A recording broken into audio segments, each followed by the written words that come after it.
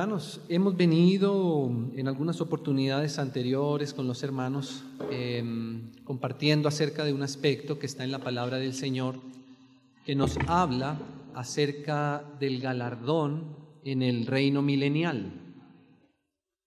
Y específicamente un aspecto que tiene que ver con el galardón en el reino es acerca, o la Biblia lo deja, digámoslo así, mostrado, tipificado, en coronas que el Señor ha determinado poner en la cabeza de sus hijos en el milenio.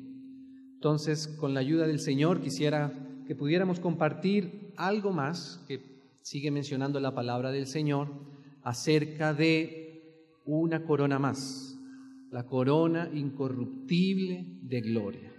Amén. Aparece, por lo menos mencionada por el apóstol Pablo y por el apóstol Pedro. Pero quisiera poner algunos versos que hemos puesto de base, primero, para tenerlos como referencia, como marco. Apocalipsis capítulo 22, inicialmente. Vamos a leerlo solo para recordarlo y tenerlo presente mientras vamos leyendo los demás pasajes. Apocalipsis capítulo 22 y versículo 12. Dice el Señor Jesús así: He aquí, yo vengo pronto. Gracias al Señor. Y es la frase que queremos resaltar.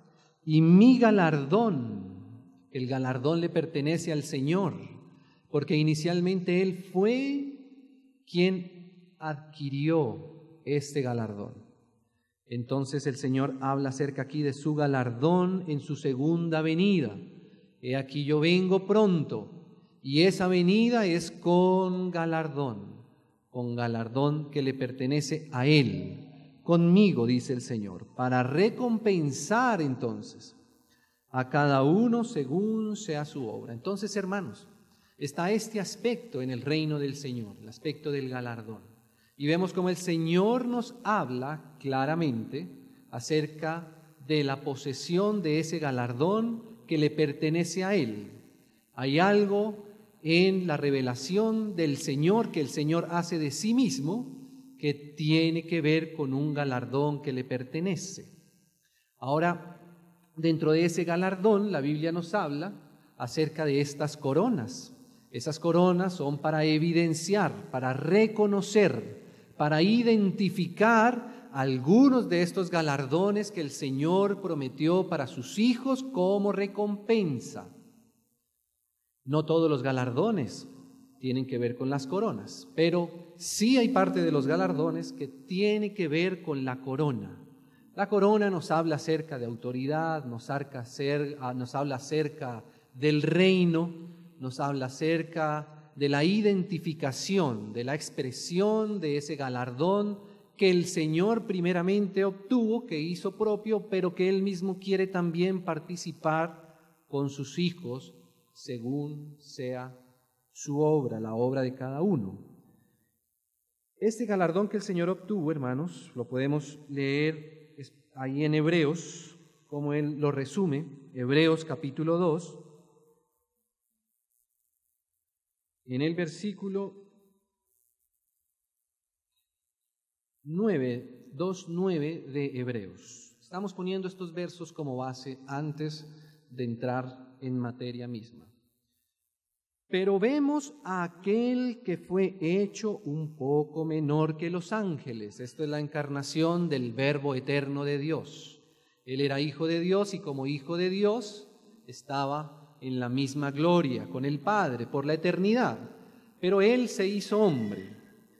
Fue hecho menor que los ángeles. Dice a Jesús. Aquí está ahora el Verbo hecho hombre, Jesús, ¿no? Coronado. Y esto nos habla acerca de que la coronación, la corona pertenece y es algo que el Señor obtuvo. A Jesús como hombre, Él fue coronado, hecho menor que los ángeles, sin dejar de ser Dios, pero asumiendo la condición también de hombre, íntegramente como hombre, y estando en la condición de hombre, y porque fue hombre, solo que sin pecado, entonces Él fue coronado. Así que ese galardón del que leíamos allá en Apocalipsis, cuando Él habla acerca de mi galardón, aquí Hebreos nos muestra cómo el Señor mismo es coronado, está coronado. Y al Señor en Apocalipsis le vemos allá aparecer con una corona de oro, porque Él fue coronado. Así que esa coronación del Señor nos habla acerca de su galardón. Solo que no es la primera corona que el Señor, la que el Señor tomó, de la que el Señor se apropió. La primera corona que aparece en el Nuevo Testamento es la corona de espinas. Y por la corona de espinas es que entonces el Señor más adelante es coronado con aquella corona de oro en Apocalipsis. Esa es la causa por la cual el Señor fue coronado y fue la manera mediante la cual el Señor obtuvo ese galardón. Cuando Él habla acerca de mi galardón, Él obtuvo ese galardón porque primeramente fue coronado con aquella corona de espinas. Como lo dice aquí en Hebreos mismo, dice así: a Jesús coronado de gloria y de honra, amén.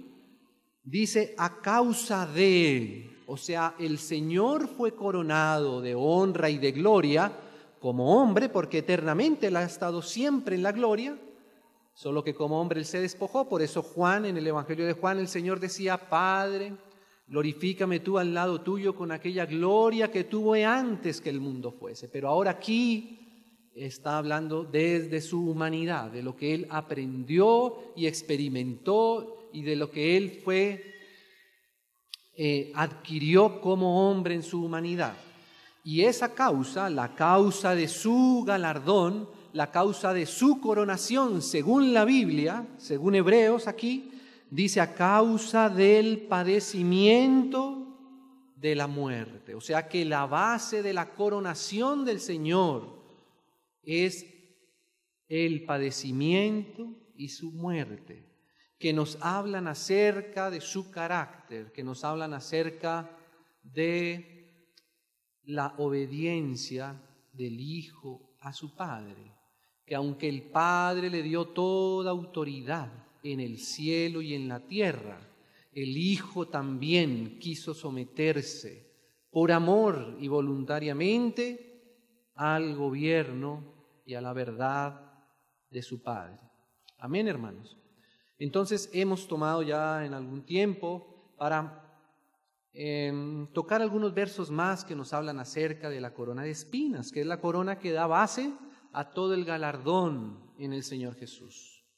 Vimos cómo esa corona de espinas, los espinos nos hablan acerca de la aparición del pecado. ¿Recuerdan los hermanos allá en Génesis cómo cuando el hombre pecó, el Señor dijo que aparecerían espinas y cardos, y de esas espinas fue que se entrelazó aquella corona de espinas que pusieron en la cabeza del Señor Jesús. Pero Él, ante el pecado de los otros, ante la humillación de los otros, Él en su corazón aceptó perdonarnos, sin que inclusive hubiéramos pedido perdón. Su carácter es así. Él quiso perdonarnos y aún estando en la cruz con esa corona, investido de esa corona de espinas, Él desde allá hizo esa oración: Padre, perdónalos porque no saben lo que hacen. Nosotros ciertamente no sabíamos lo que hacíamos. Y el Señor, antes de que supiéramos lo que estábamos haciendo aún, Él nos perdonó. Y esa, hermanos, la formación del carácter del Cordero de Dios en nosotros, así como el de Él, esa también es la base para que nosotros un día también participemos de ese galardón que Él quiere entregar. Porque con la base que Él recibió el galardón y fue coronado, es la misma base sobre la cual nosotros también algún día, si su Espíritu encuentra espacio en nuestra alma para formar esto mismo, también entonces podremos ser participantes de esa corona también. Luego veíamos también cómo el apóstol Pablo nos habla acerca de una corona que es la corona de justicia, allá en la segunda Timoteo. Y ese es otro aspecto que tiene que ver con el galardón del Señor. Dice la Biblia que el Padre dio todo el juicio al Hijo. Por tanto, quien primero tiene esa corona en su cabeza de juez, como juez, es el mismo Señor Jesús. Pero el Señor Jesús dijo que Él era el juez justo, que su juicio era justo y era verdadero, nuevamente por una razón, por una causa. Y Él decía, porque no juzgo según mi voluntad, sino según como oigo a mi Padre, eso mismo hablo. Amén. Entonces vemos nuevamente otro aspecto de ese galardón del Señor Jesús, que es el juez, pero que Él también quiere participar y quiere poner corona de justicia en sus hijos. Pablo reconocía, el apóstol reconocía que a él el Señor le tenía apartada la corona de justicia para cuando Él viniera, hace parte del galardón. Pero Pablo dijo que no solamente a él, sino también a todos los que amáramos o a todos los que aman su venida. Y ese amor debe ser un amor así también como Él nos ha amado primeramente a nosotros. Para poder ejercer juicio, nosotros primero tenemos que amar.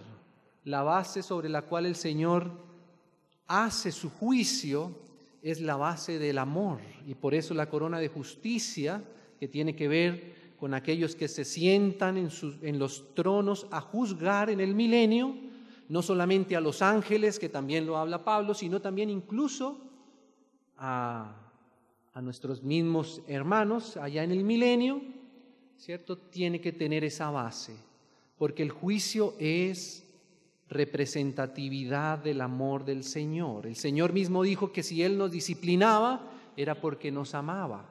Así que hasta que nuestro amor no sea plenamente formado en el corazón, podemos equivocarnos en los juicios. Necesitamos primero amar para poder juzgar al que amamos.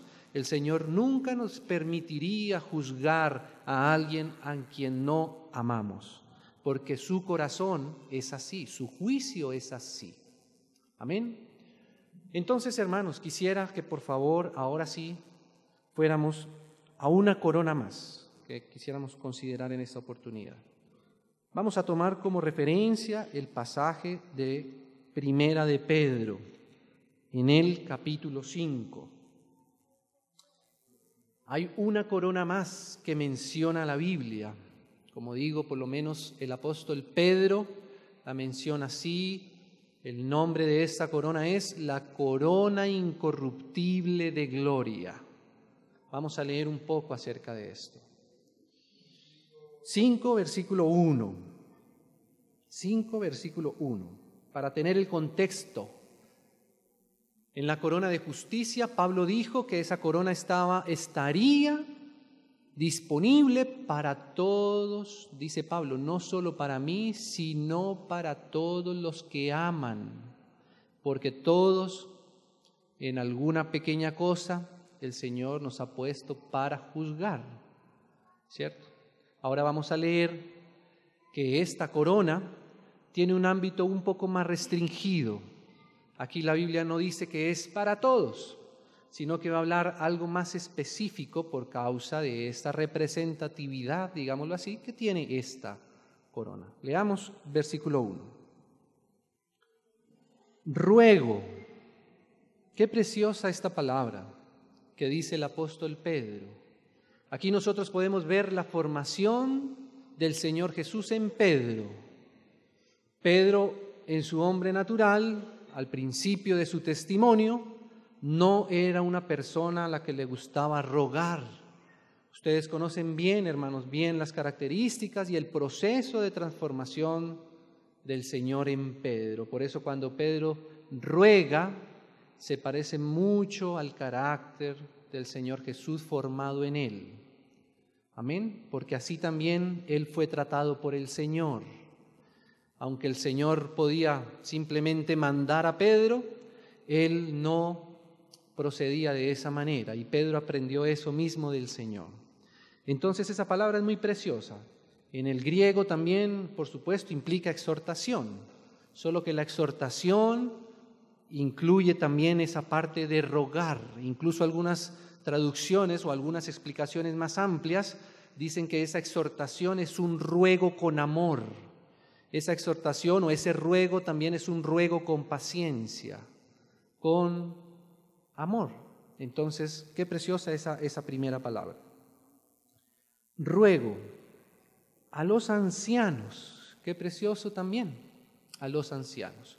Nosotros sabemos, por la lectura del Nuevo Testamento, de Hechos de los Apóstoles, incluso del Antiguo Testamento, pero específicamente en el Nuevo Testamento, nosotros sabemos que el Espíritu Santo quiso que en medio de la iglesia, específicamente de la iglesia local, de la iglesia en cada ciudad, existieran ancianos, en plural, hermanos mayores espiritualmente hablando, hermanos que pudieran servir al Señor para cuidar a los hijitos del Señor. Así que es legítimo que en la Biblia es legítimo porque la Biblia nos habla acerca de nuestros hermanos ancianos. Y así como está en la Biblia formado por el Espíritu Santo, también recibimos esto también con mucho amor de parte del Señor. Amén. Nosotros sabemos toda la amplitud con la que la palabra trata acerca de los ancianos, desde Hechos, ¿cierto? Como el Señor estableció. Pablo incluso mandaba o pedía o rogaba también a los otros hermanos que estableciesen, que pusieran ancianos en las ciudades también. Tiene que ver con la madurez espiritual y con el servicio que el Señor ha puesto para estos hermanos, para cuidar a los demás hermanos. Por supuesto que es algo espiritual, es algo delicado, pero está en la Biblia.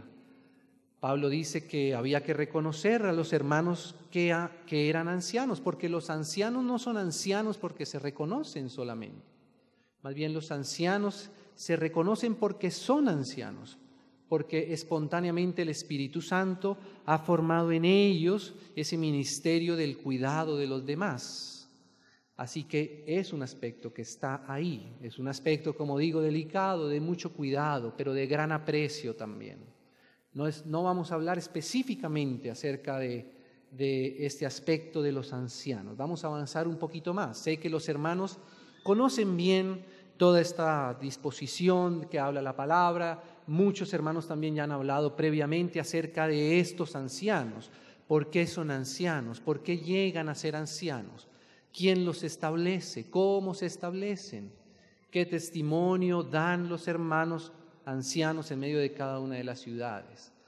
Etcétera, etcétera. Todo esto ya ha sido bien comentado por los hermanos. Vamos a avanzar un poco más por esta mañana. Dice que están entre vosotros. Esta palabra entre también es muy preciosa, porque no usa aquí el Nuevo Testamento la palabra sobre nosotros o sobre vosotros, sino entre, porque los hermanos ancianos están también entre, porque también son hijos de Dios, también están a los pies del Señor junto con todos los demás hermanos en la iglesia. No están sobre, están entre. Qué precioso que Pedro reconoce esta posición que él mismo ha recibido del Señor. Amén, hermanos. Entonces estas palabras nos dejan ver, hermanos, con mucha nitidez la formación del Señor Jesús en el corazón de Pedro. Amén. Entre vosotros. Ahora va a decir así: yo anciano también con ellos. O sea que Pedro escribía esto. También, digámoslo así, que esta frase veía que para mí, digámoslo así, tiene como un doble propósito. Por un lado, sabiendo que Pedro, como apóstol del Señor, el primero entre los apóstoles, ¿sí?, antes de ser apóstol, también él había sido anciano, también en la ciudad donde le correspondía dar su testimonio primero en la iglesia en cada localidad, teniendo comunión con los hermanos que dan el testimonio de iglesia en la ciudad, ¿cierto? Así que Pedro era reconocido también como un anciano y por eso también tenía un ministerio más amplio, después usado por el Señor más allá. Pero primero el Señor incluso a los mismos apóstoles les dijo que primero tenían que esperar hasta Jerusalén y luego entonces sí pasar a un marco más amplio que es el marco de la obra, ¿cierto? No está bien el marco de la obra sin el marco de la iglesia en la ciudad. El ejercicio primero es en la iglesia en cada ciudad y luego si el Señor concede, porque así fue por ejemplo en Antioquía, cuando estaba Pablo, Bernabé y los otros ancianos, ya como ancianos allá en Antioquía, entonces el Señor de entre ellos, Él puso carga para la obra en algunos de ellos y no siempre en todos. Entonces Pedro dice aquí, yo anciano también con ellos, pero claro que él también es un apóstol.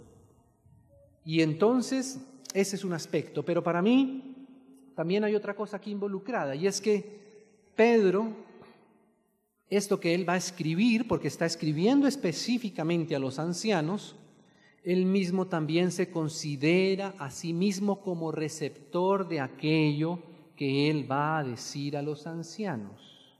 O sea que aunque él era un apóstol, ¿cierto?, él no se consideraba mayor o por encima de los ancianos, sino estaba en consenso y en comunión y además también reconocía la necesidad de ser incluido y estar bajo el consejo también de la misma palabra que había para los otros ancianos. Pedro no era un anciano especial, él era un anciano también con ellos, ¿cierto? Entonces, eso también me muestra aquí, hermanos, de la formación del Señor en Pedro. Él va a hablar a los ancianos, pero él mismo también considerándose, él mismo también sabiendo que es receptor de la misma palabra del Espíritu Santo, sí inspirada por él, pero también para él, también como de entre los hermanos. Amén. Entonces, esto que va a hablar aquí el apóstol Pedro lo ha referido a los ancianos. Esta corona tiene que ver con los ancianos. Pero fíjese que cuando Pedro escribía la carta al principio, nos damos cuenta que esta es una carta que tiene una amplitud de la obra. Pedro está escribiendo aquí a los expatriados, a los hermanos que habían sido expatriados a varias ciudades, a varias localidades, a varias iglesias. Y seguramente de esos hermanos había hermanos ya formados, iglesias formadas, constituidas y ancianos en medio de las iglesias, como es lo normal por el Espíritu Santo.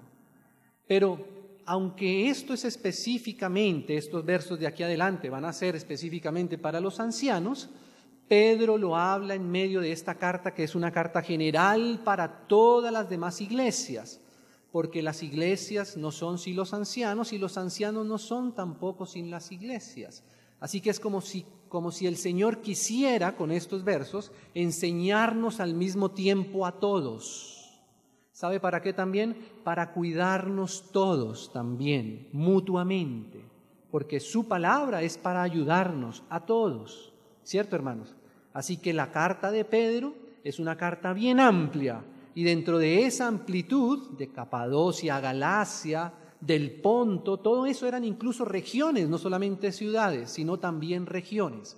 Él quiso también que todas estas regiones escucharan esto que era para los ancianos. Y así nos podemos cuidar mutuamente. Amén. Gracias al Señor. Dice ahora el versículo 2, ¿qué era lo que Pedro rogaba entonces a los ancianos que estaban entre los hermanos? Él también con ellos, por lo tanto también esto era para el Pedro mismo, cuanto más para todos nosotros. Apacentad, otra palabra hermosa, otra palabra delicada. Mire, hermanos, me llama mucho la atención cómo Pedro llegó a ser tratado por el Señor a tal punto que aún sus palabras son tan delicadas, tan diferentes a lo que era su propio lenguaje antes de conocer a profundidad al Señor. Y mira cómo Él también usa este mismo lenguaje. Apacentad. Qué precioso. Hermanos, apacentad es una palabra muy delicada, es una palabra muy tierna, es una palabra de mucho cuidado. Apacentar es una palabra de mucho respeto, de mucho cariño, podríamos decir de mucho amor, ¿cierto? Y esto es el encargo que Pedro hace aquí específicamente a estos hermanos. Apacentad la grey que es de Dios. La grey, hermanos, es de Dios y por eso nosotros tenemos que apacentarla con mucho cuidado, con mucho respeto, con mucho cariño, con mucho amor, ¿cierto? Porque es de Dios. La grey no es de nadie en particular, sino específicamente del Señor, porque Él compró su iglesia con su propia sangre. Pertenecemos a Él. Amén. Es de Dios. Dice así: de Dios que está entre vosotros, cuidando de ella. Nuevamente, qué precioso la instrucción de Pedro. Cuidar también es fruto del amor, cuidando de ella, no por fuerza. Y ese no por fuerza tiene también, digámoslo así, como dos aspectos que podríamos ver. Por un lado, por supuesto, que ese ejercicio de apacentar, ese ejercicio de cuidar a los hijos de Dios, a la grey, no es algo que alguien pueda imponerle a otro, ¿cierto? No es algo que uno pueda decir, ni siquiera pueda capacitar a otro, porque para esto el único que puede capacitar es el Espíritu Santo en la formación de muchos años en el corazón de los hermanos. No es algo que se pueda solamente aprender, no es algo que se pueda repetir, no es algo que se pueda imitar, es solamente algo que puede hacer el Señor. Amén, hermanos. No es un título que uno pueda obtener y poner en una pared, en una biblioteca. No es algo, como decíamos, que podamos nosotros imponer a otro. Bueno, hermano, usted a partir de mañana se va a apacentar los hermanos allá en tal lado. No opera así. Usted lo puede ver por el Nuevo Testamento, cómo es el proceso normal de la obra del Espíritu Santo operando en sus hijos para que lleguemos por amor al Señor, llegar a cuidar y apacentar a otros, no por fuerza. Entonces, ese es un aspecto de la fuerza. Y el otro aspecto es que tampoco nosotros forcemos a nadie, ¿cierto? Porque así no opera el Espíritu del Señor. Los hermanos no están para forzar a nadie, porque ¿sabe qué, hermanos? Nosotros, como seres humanos, forzadamente nunca recibimos revelación realmente. Nunca por obligación el ser humano va a abrir su corazón. ¿No le parecería contradictorio que usted tuviera que amar por obligación? Que usted tuviera que hacer algo por obligación, entonces no sería fruto del amor, sería fruto de otra cosa. Inclusive de la religión, por ejemplo, pero la religión todavía no es la vida eterna. La religión todavía no es la vida del Espíritu Santo en el interior de cada corazón. Entonces, así como el Señor no forza a nadie, tampoco quiere Pedro que los ancianos hagan las cosas por fuerza, ni que ellos sean forzados, y también que nosotros aprendamos delicadamente a esperar el trabajo del Espíritu Santo en cada uno de sus hijos. Mientras eso se da, apacentemos y cuidemos. Amén. Todos, por supuesto, estamos llamados a esto también. No por fuerza, dice así, sino voluntariamente. Voluntariamente quiere decir con toda disposición.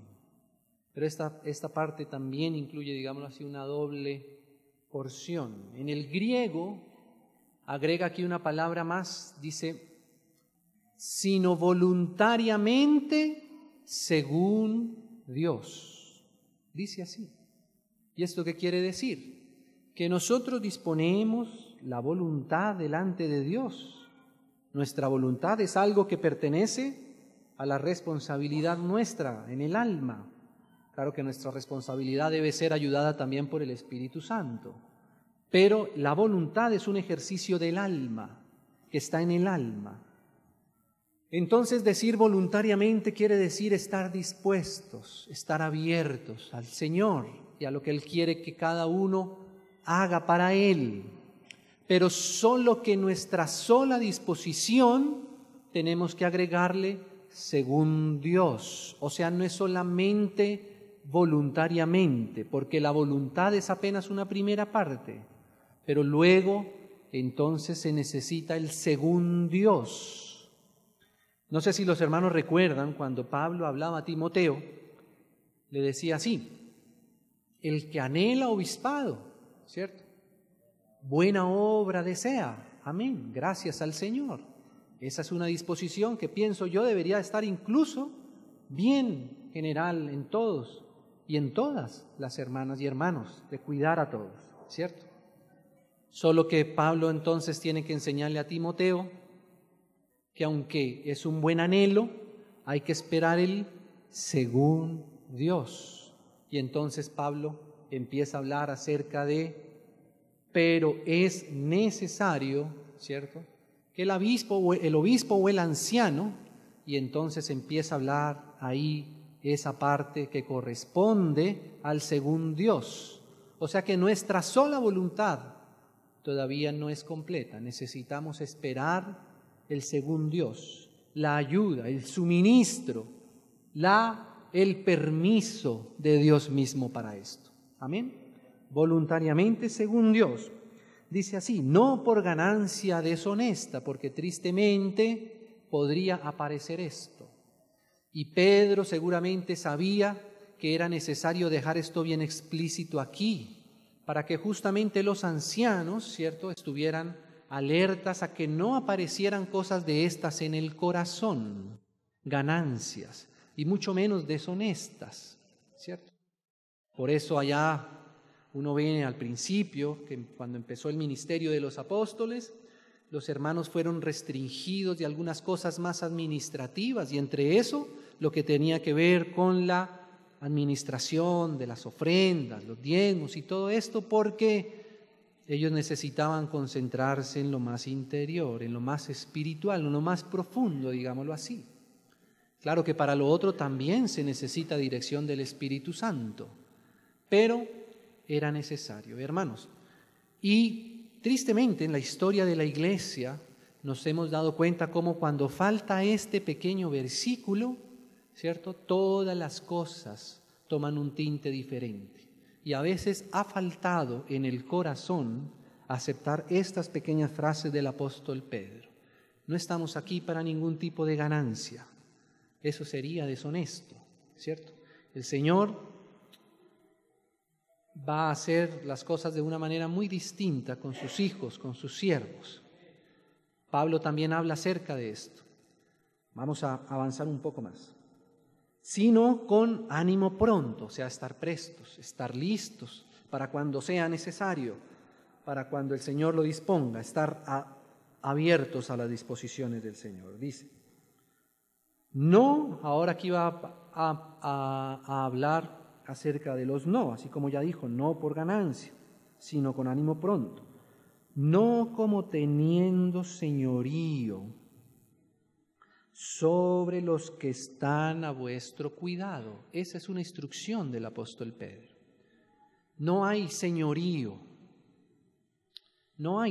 hay cuidado, ¿cierto? Porque ese es el carácter del Señor expresado en su autoridad.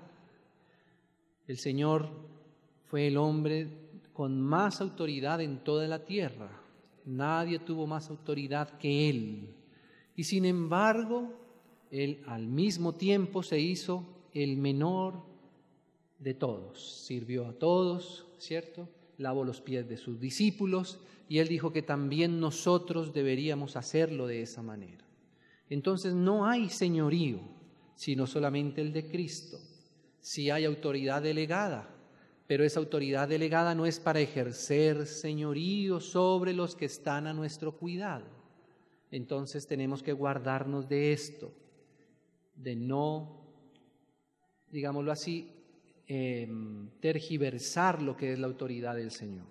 Dice así, sino los que están sobre los que están a vuestro cuidado, ¿no? Incluso leía que en el griego, eso que menciona aquí de los que están a nuestro cuidado, implica una frontera bien marcada. Implica la heredad que el Señor ha dado a cada uno. Ese es el sentido que da el griego. Por lo tanto, nosotros debemos saber que los ancianos están para cuidar a los hermanos, no con señorío, sino cuidando los que el Señor ha puesto Él en su contorno, ¿cierto? Ese es el principio que el Señor quiere establecer. No cuidar los que están más allá, en terrenos ajenos, porque el Señor así lo establece en su palabra, porque los ancianos corresponden al círculo local, a la jurisdicción de la ciudad, y hay que cuidar los hermanos que el Señor ha puesto a nuestro cuidado. Amén. No enseñoreándonos y mucho menos enseñoreándonos más allá de la porción que el Señor ha establecido para cada uno. Dice así, sino siendo ejemplos, como Pablo también enseñaba a Timoteo. Ya Timoteo también, digámoslo así, habiendo madurado también en el Señor, Pablo le decía, sé ejemplo, ¿en qué? En palabra. Sé ejemplo también en amor, sé ejemplo en fe, en paciencia. En eso es que nosotros debemos ser también ejemplos unos para otros. Entonces es dando ejemplo, y dando ejemplo muchas veces de manera silenciosa, ¿cierto, hermanos? Porque para dar ejemplo no necesariamente tenemos que hablar. Como decía el hermano Weishman Nee en alguna oportunidad, él decía que debíamos dar testimonio del Señor todo el tiempo, sin cesar un solo minuto, un solo segundo, pero que solo abriéramos la boca cuando fuera estrictamente necesario. Eso es dar ejemplo. Así como se decía del Señor Jesús, que escribió Lucas, que él escribió del Señor lo que el Señor mismo comenzó a hacer y a enseñar. Que esas dos cosas siempre vayan juntas, porque el ejemplo es el resultado de lo que el Señor hace en el corazón. Amén. Y para ese ejemplo no debemos hablar mucho, debemos más bien callar. Del Señor mismo se dice que Él como cordero enmudeció. Esa es la formación del Señor en el corazón. Asimismo Santiago también habla acerca de no hablar mucho. Incluso en Eclesiastés también habla acerca de que cuando vamos a la casa del Señor, que nos inclinemos más bien para oír, ¿cierto? Entonces ese es el ejemplo, hermanos, del que habla aquí. Dice así, y esta palabra es la palabra clave de hoy, digámoslo así. Esta palabra que está en el griego, que es la palabra kai, es también la palabra entonces, que indica las dos cosas. Indica la I, que quiere decir que las dos cosas tienen que estar unidas. Eso hace la I, unir, ¿cierto? Pan y queso, o sea, esa es la unión, la I, ¿cierto? Pero también implica el entonces, o sea que es una consecuencia. Lo que va a decir es consecuencia de lo que dijo primeramente. Ese es el entonces, lo puede ver ahí, hermanos. Así como en Génesis 1:26, claro que allá está en Hebreos. Entonces dijo Dios, pero ese entonces era porque había habido primer día, segundo día, tercero, cuarto, quinto, y entonces ahora sí el sexto. Esa palabra nos da un sentido de orden en lo que el Señor está diciendo aquí. Y esto no podemos nosotros invertirlo. Esto lo puso en este orden el Espíritu Santo. Y lo unió el Espíritu Santo y lo produjo también, porque el entonces es un producto también, y esto lo produjo también el Espíritu Santo.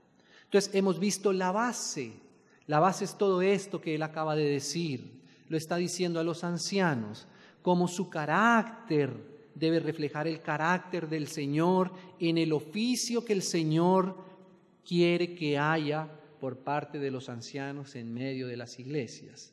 Y si esto se da, si podemos decir sí, Señor, amén, a cada uno de estos versos, de estas pequeñas palabras que hemos visto aquí en los versículos anteriores, entonces podremos decir así, entonces, si se da esto, cuando aparezca, esa es la segunda venida del Señor.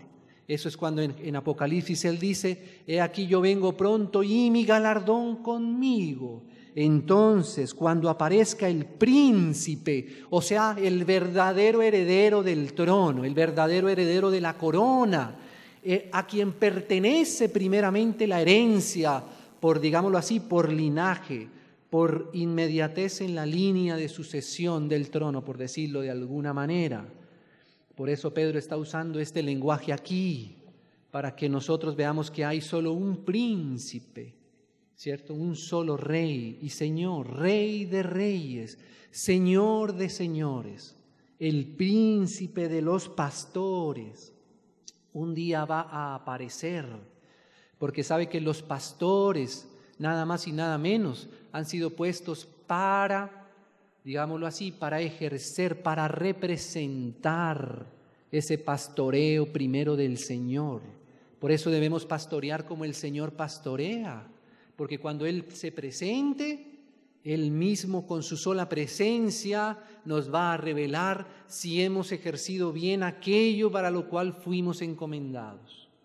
Y si fuimos entonces así, fieles al Señor, fieles a todo lo que acaba de decir aquí el apóstol Pedro, que podríamos resumir lo que es la evidencia de la formación de Cristo en el corazón, de su misma manera como Él ha ejercido su autoridad.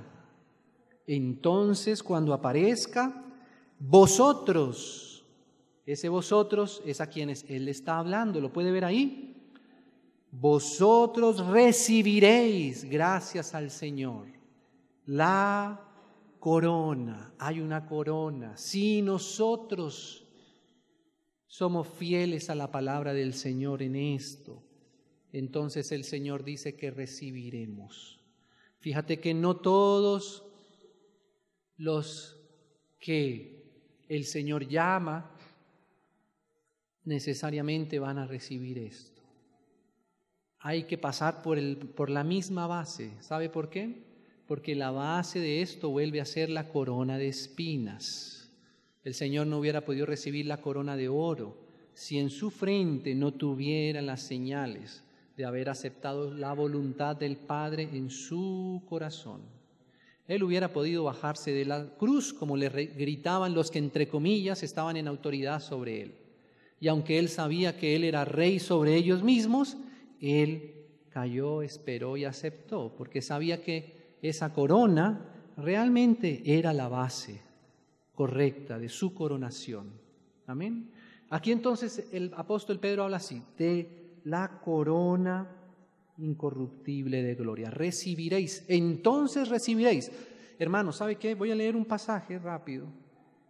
Está en Hechos, porque estamos diciendo que no todos. Fíjese una cosa que pasó en Hechos.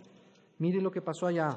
Pablo en Hechos, o sea, Lucas en Hechos, hablando las palabras de Pablo, en el capítulo 20, versículo, leámoslo desde el 17, tenemos ya pocos minutos.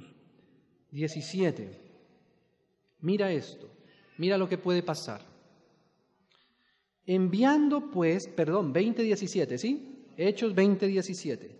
Enviando pues desde Mileto a Éfeso, hizo llamar a los ancianos de la iglesia de Éfeso, ¿no?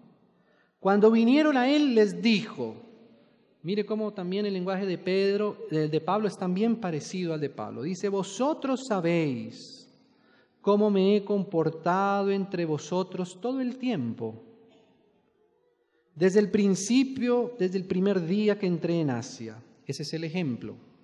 Sirviendo al Señor, ¿cómo? Con toda humildad y con muchas lágrimas. Esa es la corona de espinas. y pruebas que me han venido por las acechanzas de los judíos. Ese era el testimonio de Pablo como anciano, que fue con los hermanos también en Éfeso. Vamos al versículo 24. Los hermanos luego pueden leer todo el contexto.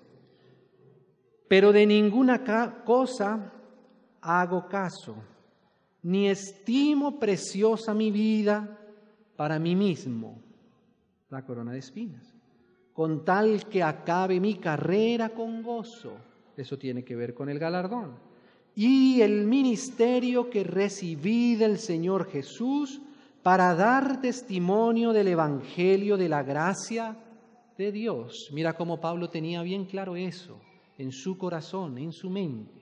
Él sabía que todas esas pruebas, que todas esas dificultades, ¿cierto?, si él les hubiera hecho caso, si él hubiera cedido ante esas cosas, él hubiera cedido su corona, perdido su galardón, porque si perdemos la base, perdemos también el fruto.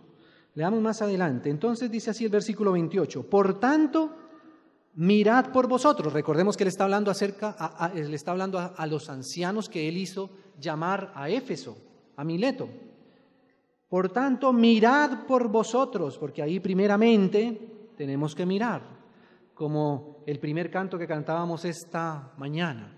Examíname, oh Dios, cantaba el rey David, ¿cierto? Primeramente.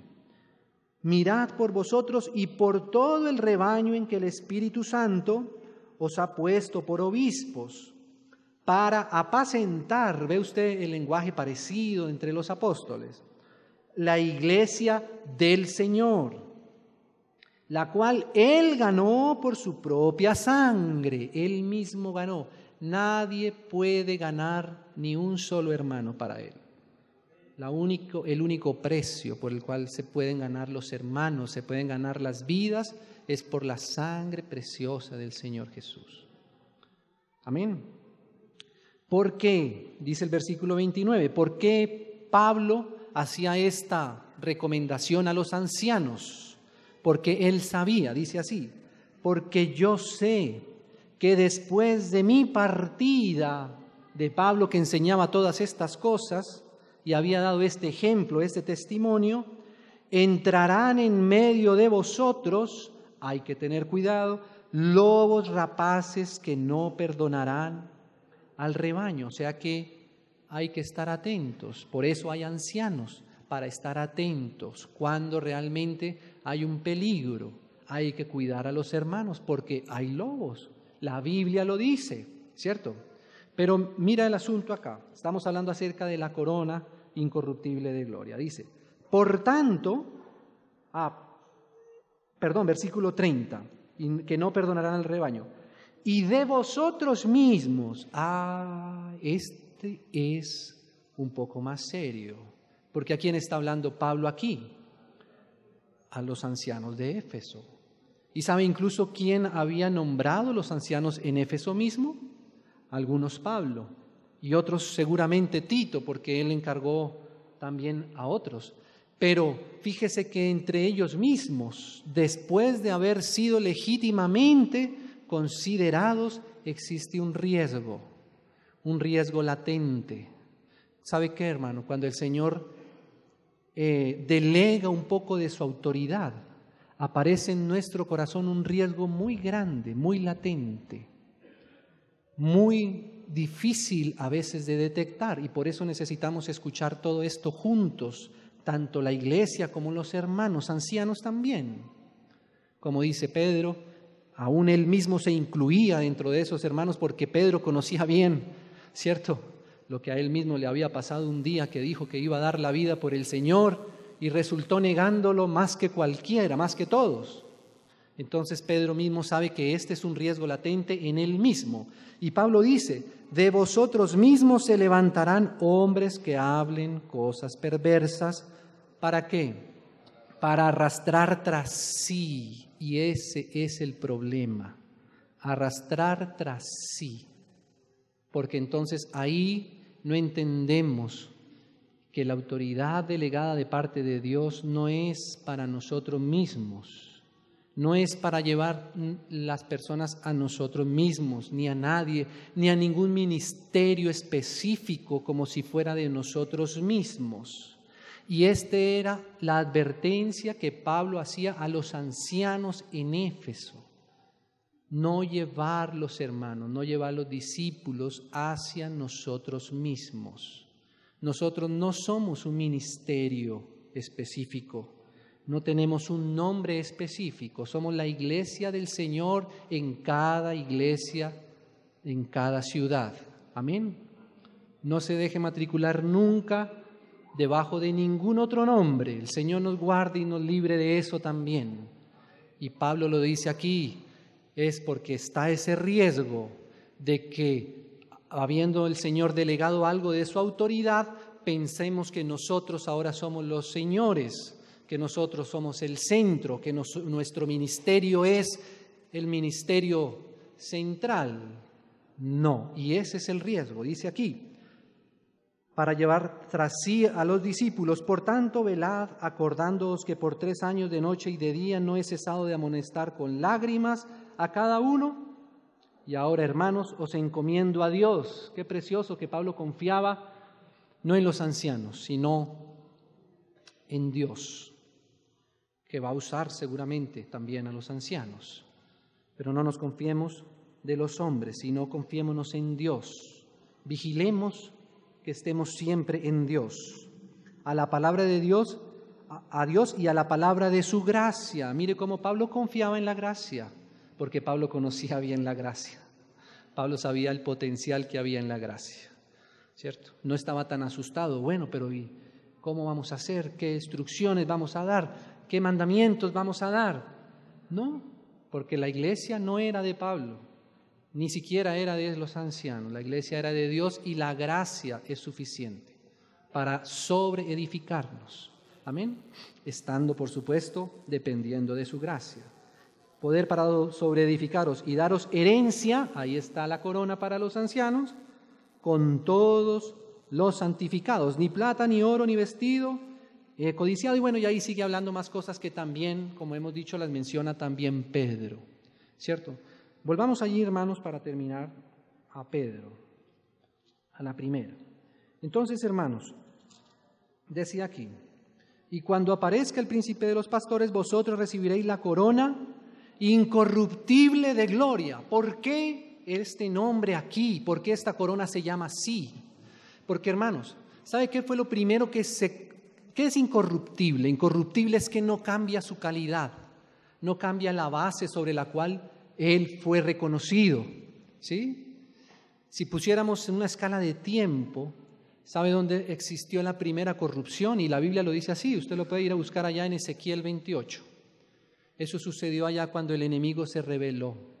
Dice que se corrompió su sabiduría, la misma que Dios le había dado, porque todo lo que tenía se lo había dado el Señor, pero se corrompió la autoridad que el Señor le había dado allá a ese querubín, que ni siquiera tenía la mayor autoridad en el cielo, pero él no supo guardar la posición de su autoridad, él no supo representar a aquel que le había puesto como autoridad, y la había puesto como autoridad por la base que Él mismo es autoridad. ¿Sabe por qué? Porque Él primeramente, el Señor Jesús, es el más manso de todos los hombres y el más humilde de todos los hombres. Por eso el Padre delegó en Él toda autoridad, porque le conocía profundamente y porque sabía que le podía representar genuinamente y porque sabía que cuando Él le sujetara todas las cosas al Hijo, ¿sabe qué iba a hacer el Hijo? Le iba a sujetar a Él entonces también todas las cosas que el Padre le había sujetado primeramente. Y ahí, hermanos, eso es lo que no se puede corromper, eso es lo que no se debería degradar, esa calidad por la cual el Señor reconoce autoridad.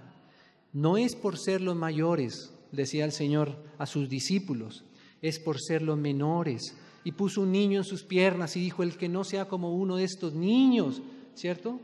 Entonces no puede heredar el reino. Por eso, hermanos, la autoridad es algo que se puede que es corruptible, digámoslo así, y que hay especialmente uno, el diablo, que está siempre acechando para corromper la autoridad delegada por Dios. Sí, al mismo Señor Jesús lo llevó a lo más alto y le prometió un montón de cosas, ¿cierto? Si postrado lo adorara, porque Él fue el primero que corrompió el nivel de su autoridad, ¿cierto? Así habla la Biblia acerca del enemigo de Dios, que se corrompió su autoridad, ¿cierto? ¿Y por qué se corrompió? Porque no entendió el carácter del Señor. Él quiso sentarse en lugar de Dios, quitar a Dios y ponerse Él mismo. Le parecía que Él podía hacer las cosas mejor que Dios e incluso mejor sin Dios. Y la alabanza que le había sido entregada a Él para dárselas al Señor, ahora esa alabanza Él la quería para Él. ¿Ve? Y las piedras preciosas que el Señor le había puesto en sus vestiduras, ahora se formaron en su propia riqueza, en su propio corazón. Y no se pudo desprender de eso. Y sobre los que Él había puesto sobre autoridad, Él los contrató y se llevó a muchos siguiéndole la corriente, porque Él quería tener su grupito aparte del de Dios. Él quería algo fuera de la comunión y desprendió a muchos, tristemente, a la tercera parte de los ángeles. Corrompió a muchos. No permaneció incorruptible y por eso perdió el tesoro que el Señor le había dado de poderse representar a Él, en función de Él, ¿cierto, hermanos? Y eso nos puede pasar a los hombres.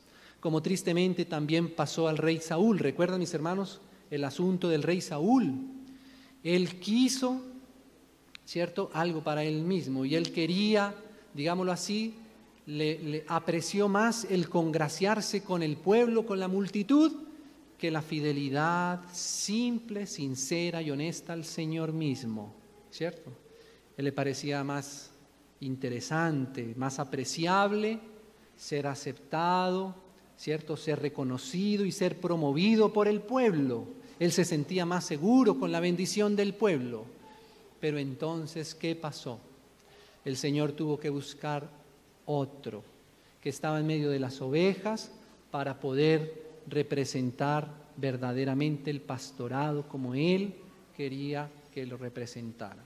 Sí, hermanos. Entonces, por eso ellos, cuando en el milenio, hermanos, nosotros veamos a algunos de los hermanos con esa corona incorruptible de gloria, que no sé cómo la vamos a reconocer, pero que el Señor nos la va a hacer reconocer, nos vamos a dar cuenta que estos hermanos fueron hermanos que pudieron representar la autoridad del Señor legítimamente por la transformación de su carácter al carácter del Señor Jesús. ¿Sabe qué, hermano? La gloria, como dice ahí, la corona incorruptible. ¿Y por qué de gloria? ¿Por qué le da el Señor esa palabra? Usa así porque lo glorioso en la Biblia es lo que le corresponde solo a Dios. Usted puede ver desde Génesis hasta el Apocalipsis. La verdadera gloria es la gloria que tenía el Padre, el Hijo y el Espíritu Santo desde la eternidad, en autoridad y comunión perfecta, el Padre con el Hijo y el Hijo con el Padre. Ahí están los dos aspectos, ¿cierto? Pero ¿sabe qué? Cuando el Señor Jesús estuvo en la tierra, Juan dijo así, porque él percibió algo especial. Lo hemos mencionado en algunas otras oportunidades.